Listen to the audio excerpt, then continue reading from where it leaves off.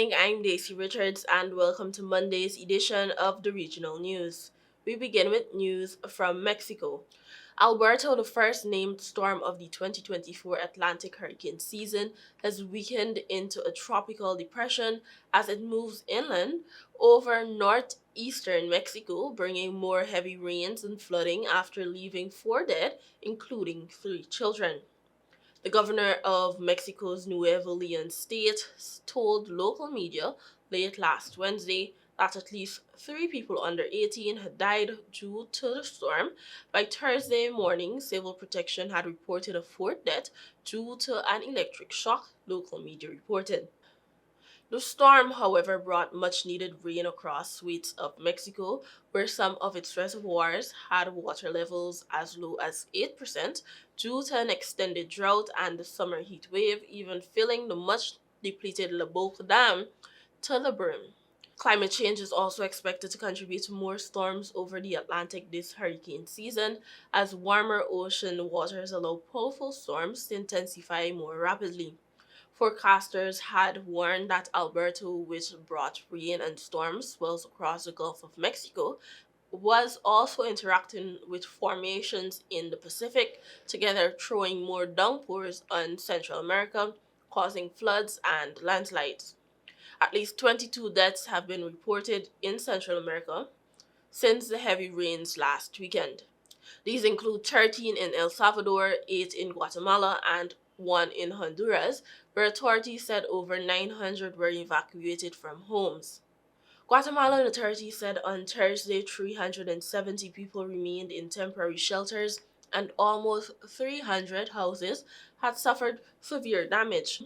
Some 35 million children are living in exposed areas and are at risk this season in the Atlantic, according to Save the Children Regional Advisor Mauro Cortobius. While in Trinidad and Tobago, there have been no reports of major damage following the 6.2 magnitude earthquake that rocked Trinidad at 11:58 p.m. on Saturday. According to the University of the West Indies Systemic Research Center, the quake hit Carapuno, Venezuela, but was felt across Trinidad. The rocking lasted between 30 and 35 seconds, and the rumblings produced by systemic waves were heard by some people before it was felt. The quake had a latitude of 10.83 degrees north, longitude of 6.237 degrees west, and a depth of 46 kilometers. This placed the quake at 97 kilometers west-northwest of Port of Spain. National Security Minister Fitzgerald Hines said the nation had avoided destruction from the quake. He said the experts told him this may have been due to the depth of the earthquake. Meanwhile, Public Utilities Minister Marvin Gonzalez confirmed that there were power outages following the quake after 2 of the country's main substations in Diego Martin, Santa Cruz, and one in La Fillette were impacted. However, he said there was no damage. Gonzalez said the Trinidad and Tobago Electricity Commission restored electricity in under an hour and reiterated that the TEC and the Water and Sewerage Authority WASA did not face any infrastructural damage. All health authorities in Trinidad, including the Eastern, North Central, Northwest, and Southwest RHAs, said they had no damage to their buildings or equipment. The UWISRC said there were 4 aftershocks on Sunday following the earthquake.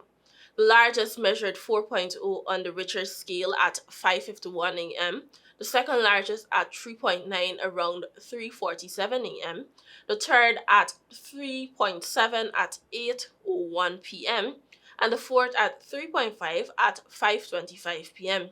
On August 21, 2018, TNT experienced a 6.9 magnitude earthquake with shaking that lasted around 90 seconds. It had a depth of 86 kilometers with damage to several buildings and property being reported. Aftershocks are themselves earthquakes but occur in the hours, days, months, and sometimes as long as a few decades after the initial earthquake. They are smaller and usually occur near the original quake. There was no tsunami threat as a result of Saturday night's earthquake, and the Pacific Tsunami Warning Center, the chief organization responsible for advising Caribbean nations on tsunami threats within the region, did not issue any statements. An 18-year-old has been charged after reportedly being positively identified as part of a group of gunmen who allegedly fatally shot three people on Windward Road in Kingston on Monday, May 13. Charged is Richard Jonas, otherwise called Monkey Man, and Jelani, a carpenter of Moonlight Drive, Queensboro, Kingston, 19. The deceased are 23-year-old Sabian Clark of Windward Road, 20-year-old Troy Dennis of Wellington Street, and 15-year-old Marquise Morgan of Lloyd Road, all in Kingston. According to reports, around 3:10 p.m., the three men were gathered in a yard when armed men alighted from a motor car and opened fire, hitting them. The men were assisted to the hospital where they were pronounced dead. Jonas was positively identified as one of the 5 armed men who carried out the attack, police said. He has been charged with 3 counts of murder, wounding with intent, possession of a prohibited weapon, unauthorized possession of ammunition, and 3 counts of conspiracy to commit murder. Thank you for watching. Do have a productive week. Until next time.